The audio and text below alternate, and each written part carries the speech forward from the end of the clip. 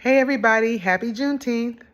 Earlier this week, I had shared that I wanted to just talk briefly on Juneteenth about philanthropy and its connection to the end of slavery, particularly about how philanthropy played a role in leading to the end of slavery, and then how philanthropy jumped in to play a role in the lives of all people, African Americans and others, after slavery, and how it continues on today. It's not going to be a very long video, but I did want to highlight some things, and I took some time to go back and look at some documentation that I had looked at years ago when I was going through my master's program at the Lilly School of Philanthropy, where I got my master's in philanthropy. So often we don't have the full understanding of why charitable organizations exist, and we don't fully get philanthropy. And I'm always reminding people that the definition of philanthropy is the love of mankind. That's what philanthropy is. That is the definition. You look it up, that's what the definition is. So when you think about that, anytime someone says, I want to give up my resources, no matter what the size, I'm doing it because I have a love for society. I know there are people who give money because they want to have their name on a room, their name on a building, or they're trying to manipulate or control a situation. I do know that people give for those type of reasons. But by and large, when we're talking about charitable giving and philanthropy, it was set up and designed to give for the intentions of helping society be better. That's what philanthropy is designed to do. Even when people muddy it up, it's still designed to do what it takes to make humanity better. And the best thing about that, the best thing I love about philanthropy, is that you can use your dollars in a way that can help you achieve what you see to be the best thing for humanity in this world. That's what I love about charitable giving. It's the reason why I've made a whole career in nonprofit fundraising. It's the reason why I do nonprofit consulting work, because this philanthropy sector, this third sector, this nonprofit sector, in terms of charitable contributions, is very, very, very important. And I want to highlight some of that and how important it was to the actual end of slavery. It played a very, very big role. And without continual philanthropy in this country, we will see a lot of detriment to society. So I also wanted to take this time for today to encourage people.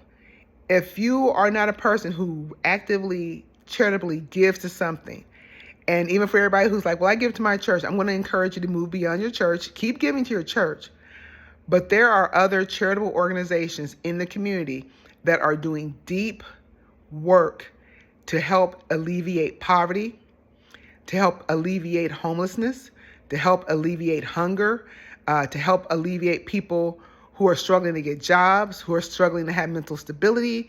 Right now, there are young people who are, for the summer, who there's no school. And if somebody did not pay for them to be able to go to camp, if someone didn't say, I'll provide money for scholarships so that students can go to camp, those kids would be home without their parents around. And then that means they have time now to either just sit and watch a bunch of TV, play a lot of games, which means for most students that some of the games that they made in school, they lose. Or some kids decide to get together and go do things that kids like to do because their mind says, let's go someplace and let's just start throwing rocks at things that move. You think that's crazy, kids do that. Or they want to go hang out someplace, and then they go hang out someplace and they don't have any kind of adult supervision, and then that can just lead to problems at times. Philanthropy allows those young people to be in a space where they can continue to learn, be in a fun environment, have adult supervision, the parents can be at work, and we know everybody's where they're supposed to be. That's just one example of how philanthropy, even right now, makes a difference. If you go to the library, philanthropy. If you go to a hospital, philanthropy. If you go to a public university, philanthropy. If you go to a private university, philanthropy.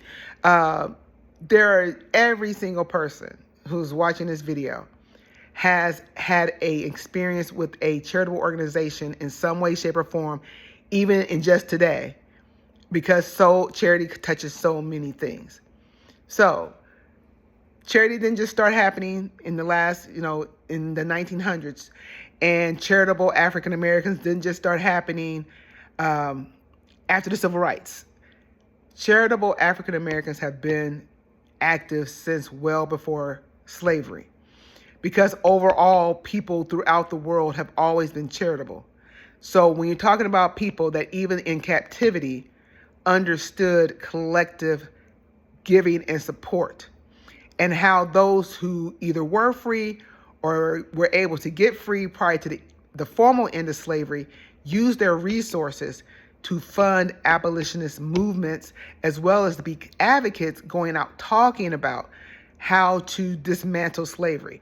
And then how that philanthropy took up space after the end of slavery, because now we have another situation that we have to address. So prior to the whole goal before was like, we got to get people out of slavery. That was the primary piece. And then it's like, once we get them out of slavery, now we got to deal with, okay, we got to help them build an economy. They have to build an economy. They have to build a life. They have to learn how to have life without, they no longer are under a system where they have a master who's providing food, clothing, and shelter. As paltry as it was, or into some cases non-existent as it was, there was some structure there. So now we have to help people learn how to build their own structure. People that very few have education. They don't know how to read. They were kept from learning. So now philanthropy shows up for education, for structure, for economic viability, to show you how to own and drive things forward. And African Americans have always played a huge role in their own freedom. I know we don't always understand that, but African Americans have played a huge role in their own freedom. So I actually pulled some stuff together. I put together a little speech so I could talk, but I'm going to talk this through. And then as I talk it through, I'm going to just insert a few things. I promise you I won't be on here long. My goal is to be done under 30 minutes. And of course, I am one who I really like to use certain AI systems to help me sharpen my thinking and to think about how I want to share. So I do a lot of research. I put all my ideas together, I shape and form them, and then I just use AI to help me rough out some of the edges, make the edges a little smoother. So often when we hear philanthropy, we often think about the Rockefellers, the Carnegies, the Fords, the Gates, the Bezos, and then Mackenzie Scott. We think about those people. We also think about Oprah Winfrey, and we think about Robert Smith, who, got up there at Morehouse graduating class some years ago and said, we're paying all your student loans. And this kids just went crazy, like, oh my God, what an incredible thing. And since then, you've seen more people get up and offer to do something for the entire class in some kind of way that's significance. And so when we think about Juneteenth and the role of philanthropy, sometimes we might think that the only people in philanthropy are those people that we talked about, the Rockefellers, the Carnegies, and the Fords, and the Gates. However, we now know that Black philanthropy has been around just as long, and even before the Madam C.J. Walkers, because I know a lot of people talk about Madam C.J. Walker. There was a lot more even before her, and there is a book that you can look called The Black Millionaires prior to the end of slavery. So Black millionaires did not come into play after slavery. There started to be people of means even prior to slavery. And those people were, by and large, in the North. So we understand that with philanthropy, all philanthropy requires sacrifice.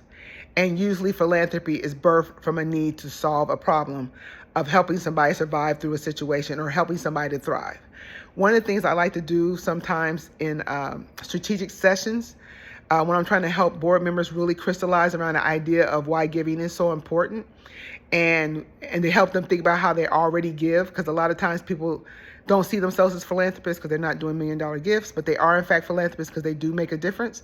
And we talk about giving to things that help people survive and giving to things that help people thrive. And usually survival is food, clothes, shelter. And then thriving is like the arts, education, and the like. And I've often found that even though people really understand the need to give to survival, when you start to really ask them questions, they start to see how much of their life has been impacted by thriving. They recognize that I needed a place to stay and food to eat, but without the education, I would always be a person who would be looking for a handout of fish versus learning how to fish for a day. Without the arts, my thinking and my perspective in the world would be very limited. The arts opened me up to see the world in a bigger context, and it tapped into a part of myself that I didn't know existed. Without philanthropy, all those things don't happen.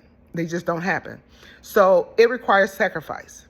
Philanthropy requires sacrifice of time, and it requires sacrifice of money, and it requires sacrifice of bringing other people to the table. And that's what we've seen in the resiliency of philanthropy throughout the years prior to the end of slavery and then at the end of slavery. And then when we think about Juneteenth, it's really a celebration of freedom that was delayed. Everybody didn't get a chance to be free January 1st, 1863. And while people might think, well, they got there in 1865, ask yourself the question. If you knew that the people next door and across the street all got started getting allocations of $10,000 a year 2.5 years ago, and then you find out that they're up $25,000, and somebody says, well, yeah, you were supposed to start getting it too, but the people who hold your money didn't want to give it to you. But you can start getting it now.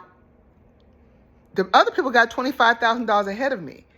And with the $25,000 they got the chance to invest it. And they've taken that $25,000, now it's $35,000. They got the chance to use it. They don't even live here anymore. They moved. Because that $25,000 gave them mobility. That $25,000 gave them access to resources that I couldn't get because they had the financial ability to do it. That $25,000 put them ahead. So even though I start getting it now, the 2.5 years ago, I'll get $5,000 this year. And then, I'll get 10 starting every year after that.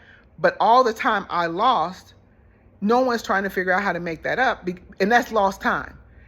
And that's hard to accept, that I could have been further ahead, or now I got to really work to catch up. Like I might can catch up to you, and I might can surpass you. But that means I have to do extra work that you never had to do. I'm doing literally extra work to catch up to you because somebody told me I couldn't have it for no other reason than the people that hold my money was just like, wait, we're not going to give it to you. We're keeping it to get the interest off of it. And nobody was really forcing our hands, so we didn't. When we finally had to give you the money, we did. But quite honestly, if we could have kept to that money, we would have. And that's really what you're talking about in terms of economic progress.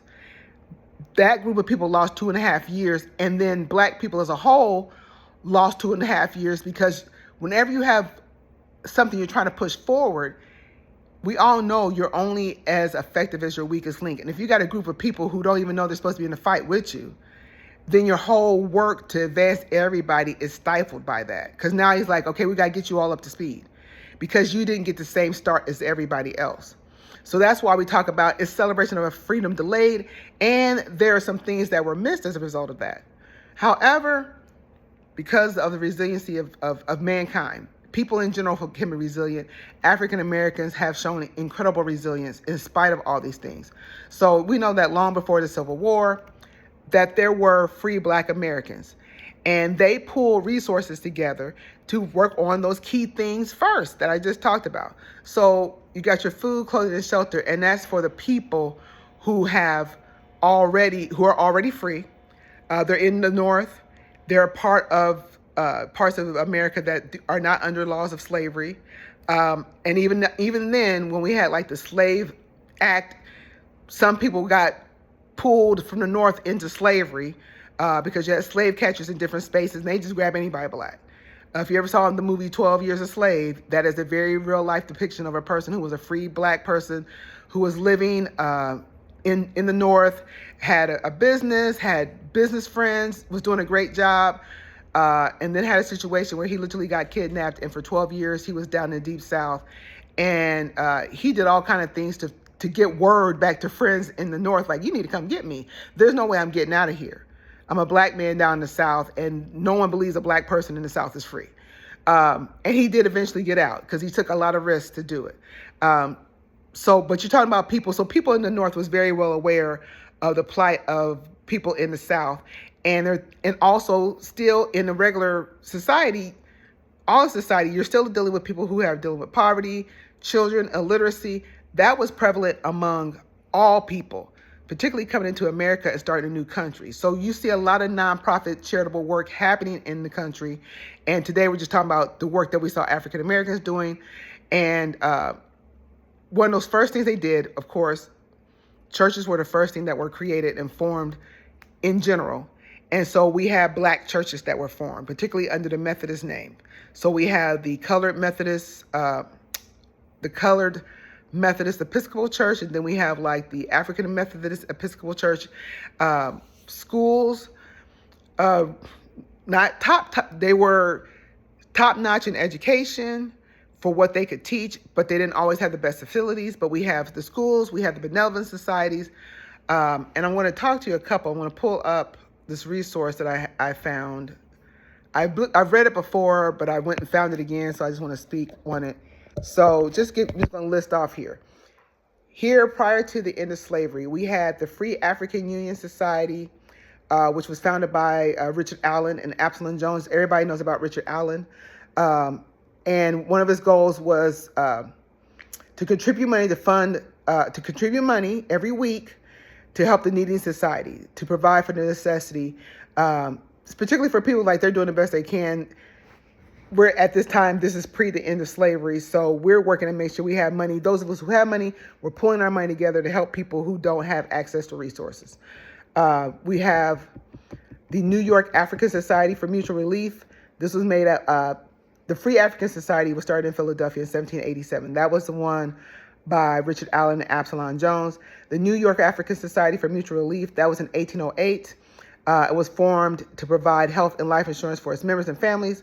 And it says here that 1809 addresses the president and co-founder of the society, William Hamilton, exhorted its members to be firm in their commitment to the society.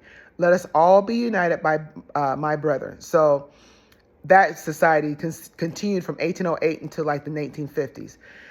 We had the Negro Mutual Benefit Societies of Philadelphia that was formed in 1831. We had the Phoenix Society in New York City that was formed in 1883. That was happening. And then we also have the Colored American Temperance Society. We have the Alphabetical Union Library Association. We have a lot of different organizations and mutual fund societies that rose up.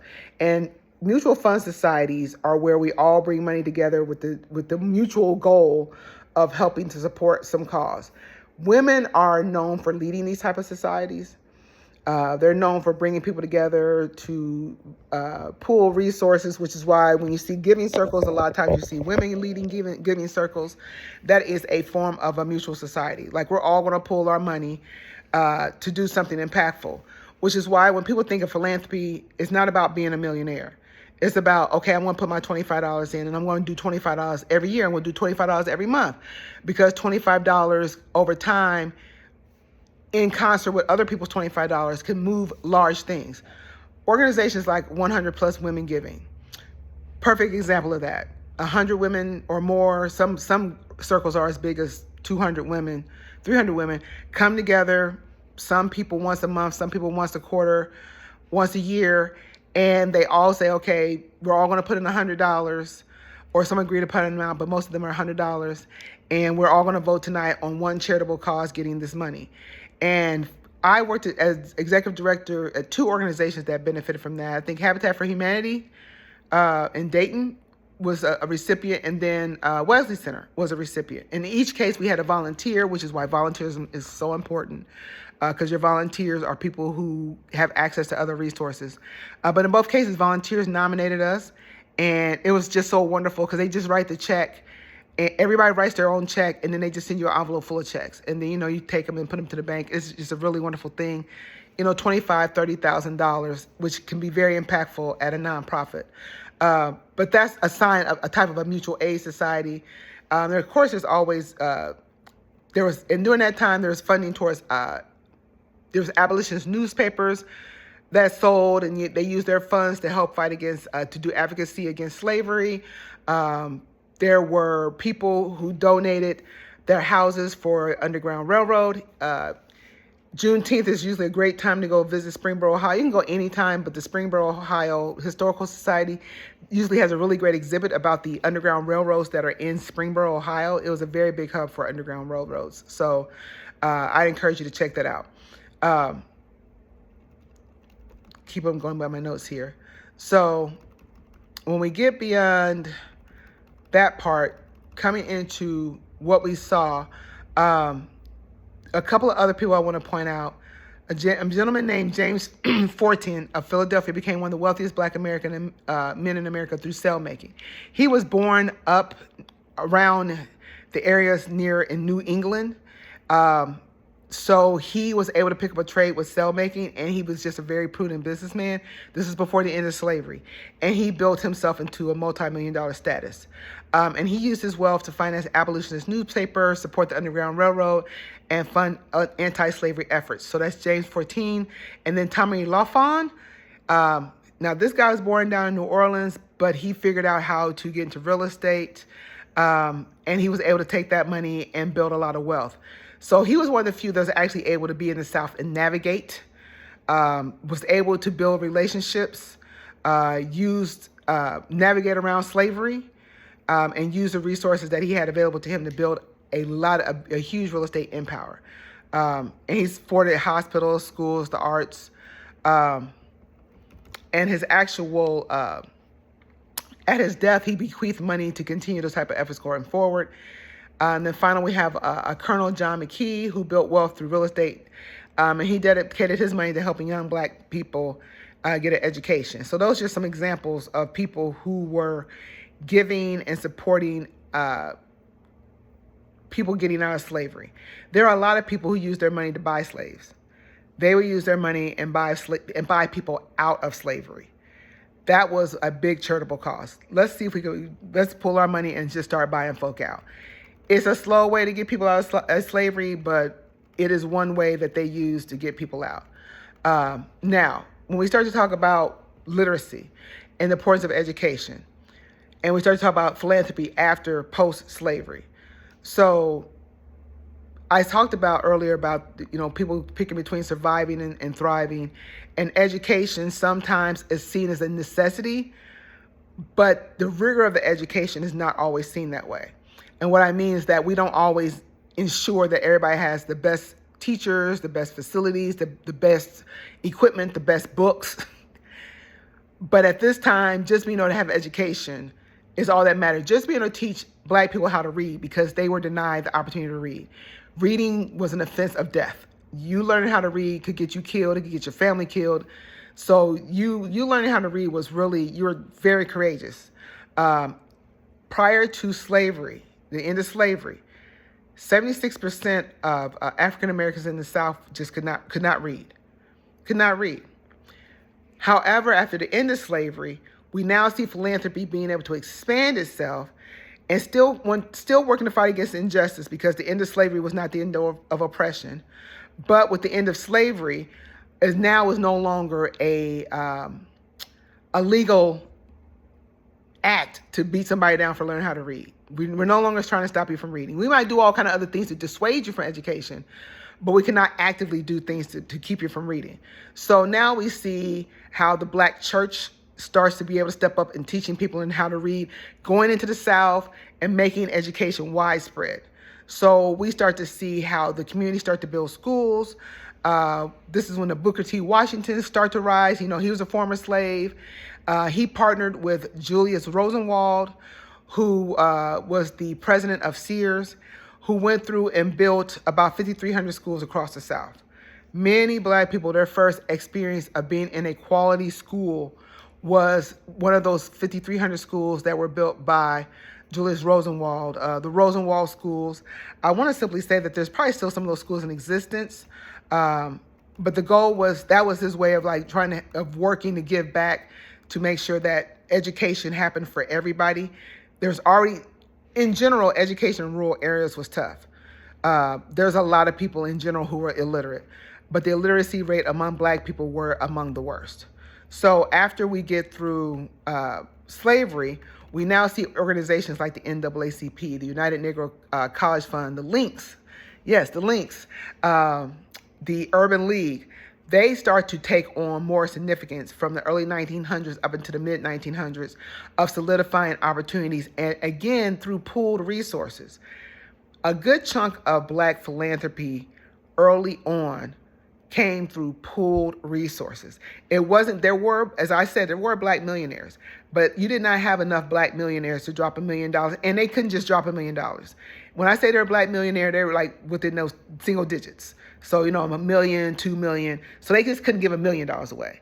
And all the things that make people want to give money now, all the taxes, opportunities, donor advised funds, those things were not in place. So it was not the it was not the tax advantage that made people give. It was the need to help pull people from slavery. And then once you get out of slavery, okay, now let's build your literacy. Now let's start talking about business. And some of the key people that you'll hear about, we talk about Madam C.J. Walker, but there's also A.G. Gaston, who built a magnificent multi-million-dollar business. He was born like in the late 1800s. And he didn't die until like almost he made it pretty far until right before, like in the 1990s is when he passed away. So he lived close to 100 years. And he built up his resources to be able to support like Martin Luther King. When you think about people who go out and freely talk and have to try to fight and advocate for things, they're only able to do that because somebody else is making sure their bills are paid. Someone else is not just giving them money to do the work, but they're also saying, okay, we're going to make sure we pay your house payment, your family has food, keep you with transportation, all those things. That is a part of philanthropy in supporting advocacy work. And there are organizations right now that are giving dollars to support like Black-led organizations that have felt the crunch of loss of dollars because of the current environment. And those organizations like, this is money just to keep the lights on. We are definitely paying for what is considered overhead because we believe the work is important and that needs to be supported because what you're fighting for, it might have Black people on the front of it, but overall, anytime you help an oppressed people get free, it helps everybody else. Something I don't think we always understand, and just kind of talking about somebody like A.G. Gaston, African Americans contribute more than $11 billion a year in charitable money. $11 billion, that's how much we contribute in charitable dollars as African Americans. And when you think about that and what we've been able to do at 11 billion, and African Americans do a lot of spending in the marketplace. If we could double that, how much more could we do? And if all of us were to double our giving for good, all of us, for whatever cause we believe in, we could see more impact and we could see society move forward. And Juneteenth for me is an opportunity to reflect on philanthropy and the power of philanthropy and on what it can do to change things. People do donate to causes that are detrimental to society, but by and large, people give to the good of society. And I'm going to just read this little piece that 80% of what I've just been talking, I pulled a few things out. I went off my AI script. It was very good, but I had really other thoughts I wanted to make sure I shared. But it talks about philanthropy and that how philanthropy builds community, it educates children, it cares for widows, it helps to purchase freedom, not just freedom for Black people, but we are dealing with a serious issue around human trafficking. And there's lots of organizations that are working to try to get young men and women, particularly young men and women, particularly LGBTQ youth out of human sex trafficking. Philanthropy creates schools, it creates churches, it funds nonprofits, and the number one thing, it invests in people. It allows us to invest in each other. And the best part about philanthropy is that it refuses to wait for somebody else to save you. Juneteenth is a celebration of people finally getting the freedom, and then once they got it, they ran with it. And the reason why there's even a holiday to celebrate Juneteenth, in spite of how some people might feel about that, is because somebody didn't let it go. They hammered until they got a president in office that was willing to make it an official holiday.